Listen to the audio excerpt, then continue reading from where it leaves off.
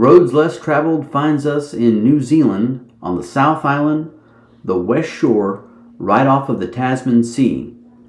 My best mate Miguelito and I are going to meet up with Marty and his family, and they're going to show us how to fish New Zealand style. But first, we got to get there. You ever driven on the wrong side of the road? Every day. Every day. Every day. I'd like to welcome everybody to Roads Less Traveled. Today we find ourselves in Christchurch, New Zealand. Yo, yippee, yo. Driving on the wrong side of the road. Watch out for the kids. So we're talking about how, thank God, the pedals are properly aligned.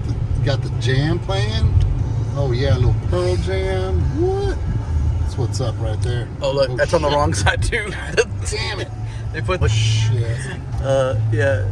Flash. Yeah, do that. Holy shit.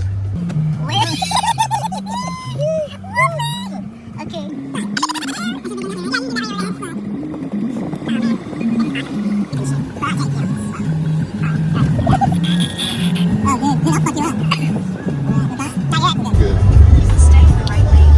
Stay in this right lane. Yeah.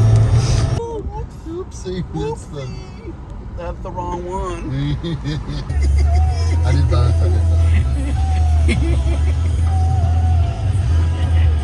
All right, very cool. Be cool as cops. Be cool. Pretty low.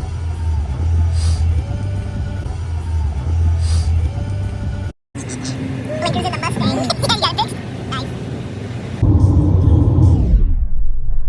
After narrowly escaping multiple head-on collisions and a brief brush with the law, we managed to make our way out of Christchurch and deep into New Zealand cattle country.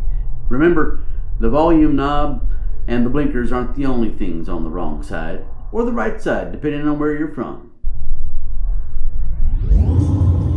On our drive through the South Island, we were met with just breathtaking views. Every time you looked out the window, it was like a postcard. Deep forests and rivers, just everything was teeming with life. The air felt unbreathed, fresh. In New Zealand, they don't call them cattle ranches, they call them cattle stations. And friends, I'm telling you, our buddy Marty had himself the ultimate spread.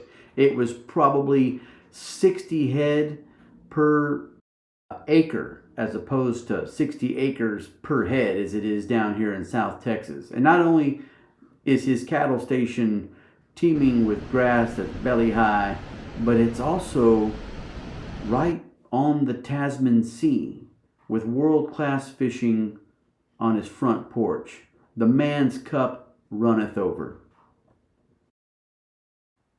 It was not until we got away from the highway and off the beaten path and onto the coastline that we really began to get the feel for the South Island of New Zealand, and to get the feel for not only the rugged countryside, but also the rugged nature and the rugged people that it produces. We were in a combination of cowboy culture, but it had this, British Commonwealth sophistication to it. It was like where country met refinement.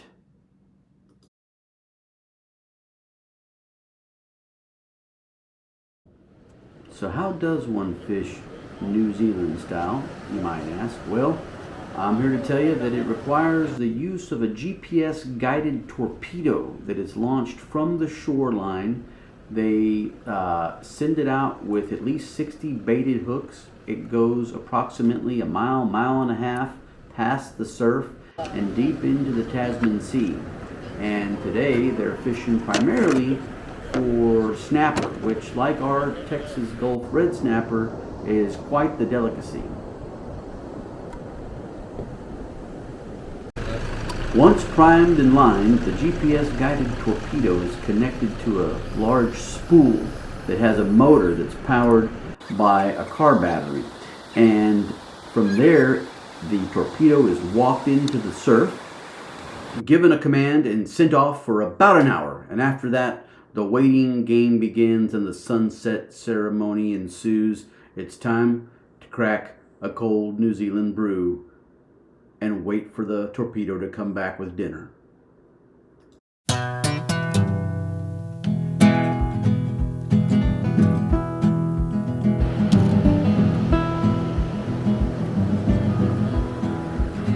You saw my photograph as you was walking in, an invitation to the world I'm living in.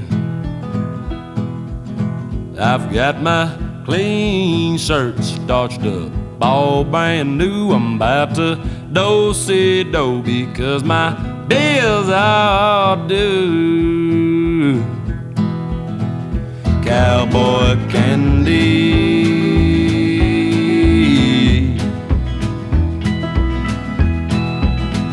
cowboy candy.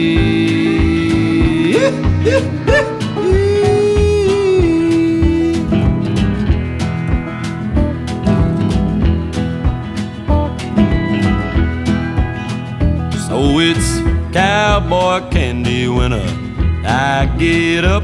If they call my name, I hope I have enough. It's sure to make my suffering just disappear, and then you see me smiling from ear to ear. Cowboy candy,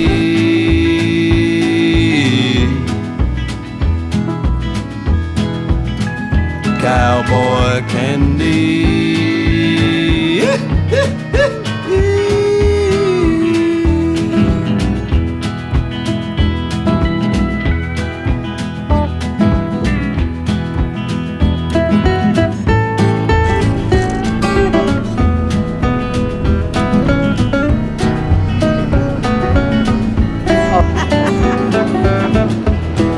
Look at that, man.